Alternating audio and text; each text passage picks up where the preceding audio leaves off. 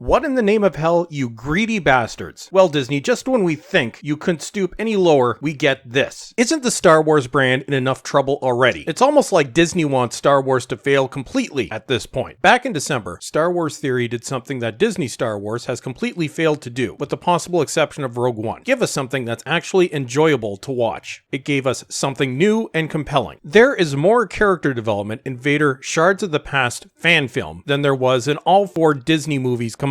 Moreover, unlike Disney Star Wars output, nearly all Star Wars fans loved this film. This is what we wanted, and what we had been denied by Disney. The video has almost 7 million views at the time of making this video, and it has 459,000 upvotes. Disney has been in a bit of a mess after the past few years. Just yesterday, I posted a video about Star Wars merchandise tanking, which was pretty much finished before this story broke 2 days ago. Disney had an opportunity here, which was to send some positive vibes Star Wars Theory's way. You know, something that any PR firm would have told you would have probably been a wise course of action, considering the rather negative reaction they get now from most of the Star Wars fan base. So, what did Disney decide to do? Well, it looks like Disney and Warner Chappell decided to hit Star Wars Theory with a copyright claim and has monetized this video for themselves. Star Wars Theory had previously gone to Lucasfilm, and from the claim it seems that Lucasfilm themselves had nothing to do with this, and had asked about crowdfunding to make the film. The request was denied. So Star Wars Theory put up his own money to make the film and had agreed that he would not monetize it. For him and everyone involved, this was a passion project. At the time it was monetized by Disney, the video would have made around $80,000 US, which is a lot of money to an independent content creator and would have covered most of the cost of the production. But his passion for the project came first and foremost. Star Wars Theory had hired a composer to create a rendition of the Imperial March, not an exact duplicate. And this is what was claimed. To be clear, this was not an automatic claim from YouTube's Content ID system. This was a manual claim, meaning that someone from Disney themselves were responsible for the claim. A point of clarification, Disney has every right to file a claim, and this is not something that I am disputing, but it's the principle of the thing and the message it sends to the Star Wars fan community. It's basically giving them the middle finger. They are saying that money is more important than the fans, even though your money comes from the fans, and this is one of the most disrespectful things I've seen a franchise owner do to a fan base in a very long time, or at least since CBS decided to give the finger to Star Trek fan productions. But it doesn't end there. Oh no. Disney and Warner Chappell responded to Star Wars Theory, and what we saw were nothing less than bullying tactics. This is where Disney, the largest media conglomerate on the planet, showed their true colors. Although I think we've known that this is their true colors for a very long time. The response to Star Wars Theory was basically a threat. If the Content ID is disputed, they will win, which obviously they will, given that this would be an independent content creator going up against Disney's team of lawyers, and they will destroy Star Wars Theory. They will delete the video and then copyright strike the Star Wars Theory channel. To be clear, this is not just a video strike, this is a channel strike, and given the power that Disney wields, Star Wars Theory's entire channel will be taken down. This is beyond reprehensible. This is what happens when a corporation is allowed to become way too powerful for anyone's good. As Star Wars Theory points out, and as I stated, Lucasfilm, to their credit, which is a rare thing to say about Lucasfilm under Kathleen Kennedy, appears to have nothing to do with this claim. As Star Wars Theory points out in his second video on the subject, George Lucas was supportive of fan films when the franchise was owned by him, and not the dark overlords of the evil mouse. Disney has done more damage here than they realize. Star Wars was dying fast before this, and this might be enough to finish the franchise off for good. Moreover, while Lucasfilm directly didn't have any part in this, because they are owned by Disney, they are still linked to this. Lucasfilm employees, which are employees of Disney, have spent the last year insulting Star Wars fans who questioned the disaster that was The Last Jedi, especially with the inclusion of extreme identity politics. They felt the wrath of the fans when Solo bombed. Just what impact do you think this move was going to have? Was the relatively small amount of money you'll make off this video really worth it? Well, arguably, it's more profit than Solo managed. I think this might have been to send a message. Disney wants us all to know that this is their franchise. They can do with it whatever they want, and we can't do anything about it. Well, Disney, that's only partially true, because there is something we can do about it, and we've already started doing it. Again, I reference Solo. You need us to make you financially viable. We pay you. As bad as the performance of Episode 9 was going to be already, how much worse do you think it's going to be now? Most Star Wars fans already had nothing but contempt for Disney Star Wars before this. Boy, are you guys screwed. Moreover, There is a lot of crossover between Star Wars fandom and the fandom of that other little franchise you own. The MCU was already headed towards bad things before this story broke. That little egomaniac you hired to play Captain Marvel was already doing a pretty good job of lighting the fire that could destroy the MCU. What kind of impact do you think this is going to have on people that were already on the fence about whether or not they were going to bother seeing this movie? I'll leave it up to individual choice about whether or not you want to boycott Star Wars at this point. But in light of their recent actions, is this still a company that you want to give your hard-earned money to? This story has garnered international attention. Everybody now knows what Disney is all about.